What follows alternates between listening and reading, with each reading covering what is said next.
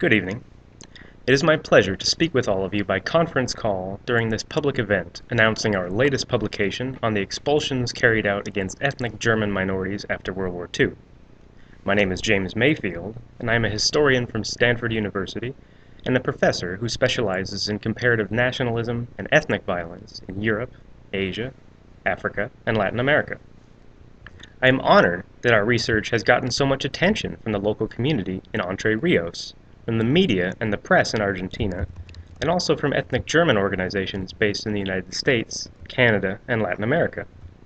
Many expellee advocacy groups in North America are anxiously following these events and hoping to strengthen ties with German minorities and human rights groups in Argentina.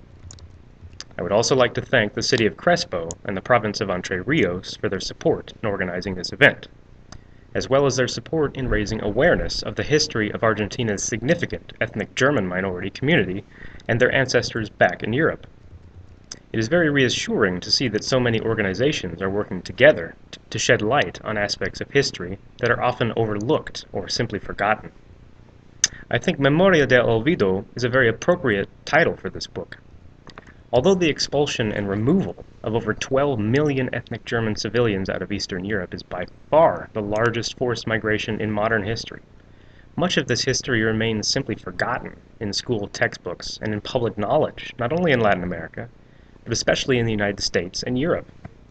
It is a subject that is still firmly rejected outright by the governments of the Czech Republic, Poland, Serbia, and Russia. And every time any attempt emerges in Germany to commemorate these ethnic cleansings, diplomatic tensions and controversy appear almost immediately. This subject has simply damaged international relations for decades. For most people, the story of the millions of civilians who lost their homes and were forced to resettle in very different societies in the West remains a forgotten memory. For this reason, I am very honored that my research with Ernesto Weigandt has helped raise even a small amount of awareness of the suffering of millions of civilians. The subject of German suffering is a very difficult and controversial topic. Many people who try to raise awareness of the ethnic cleansings are often easily branded as historical revisionists, or Holocaust deniers, or German nationalists. Unfortunately, this is actually often quite true. Far too many expellees and their supporters have very nefarious agendas. Many who discuss the expulsions try to diminish the suffering of other victims of genocide and ethnic cleansing, like the Jews or the Polish nationals and victims of Nazi atrocities. This book has worked very hard to incorporate the suffering of all minorities in Eastern Europe at the end of World War II.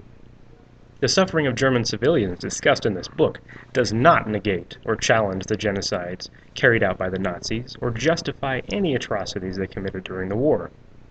It is true, we must remember, that many civilians who were expelled did cooperate with the German military and the SS. However, we must remember that over 12 million ethnic Germans were persecuted and expelled regardless of their political beliefs. Women, children, the sick, and the elderly were expelled out of Eastern Europe regardless of their connections to Germany or to National Socialism. Even socialists and communists were expelled from Eastern Europe. For example, many Volga Germans who lived in the former Soviet Union were deported to the wastelands of Siberia and Kazakhstan before they even had a chance to help the Nazis after the German invasion of 1941. The Germans, like so many other victims of ethnic cleansing and genocide, often suffered solely because of their ancestry. Many groups like the Germans of Transylvania and Romania had not even lived in Germany for over 800 years, but their language and heritage alone made them dangerous threats to the new socialist regime, and they had to be purged. For this reason, I hope the readers of this book will view these expelled Germans as humans rather than Nazis or criminals. It is also critical to remember that German minorities are but one victim alongside many other minorities after World War II. After the war, ethnic minorities simply did not belong in Eastern Europe.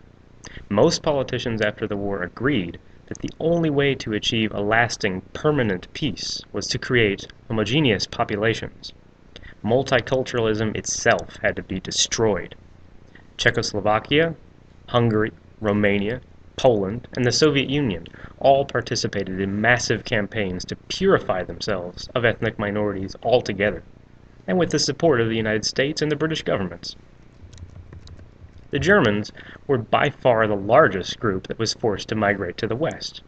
But right alongside the Germans went millions of Poles, Ukrainians, Koreans, Tatars, Armenians, Greeks, Chechens, Hungarians, and other minorities who were simply no longer welcome after World War II. For this reason, I hope that the readers of this book will remember that the German victims are only the largest part of a much larger process of the systematic removal of populations with the goal to create purified nation-states after World War II. With these aspects in mind, I hope you enjoy our book and that you can expect more in the future. Now that we are living in a world that demands human rights and justice in international law, it is critical that we all work together to raise awareness of the suffering of all victims of ethnic cleansing who were persecuted solely on the basis of their nationality, their race, or their ancestry. Thank you so much for your support and your interest in our research in Memoria del Olvido.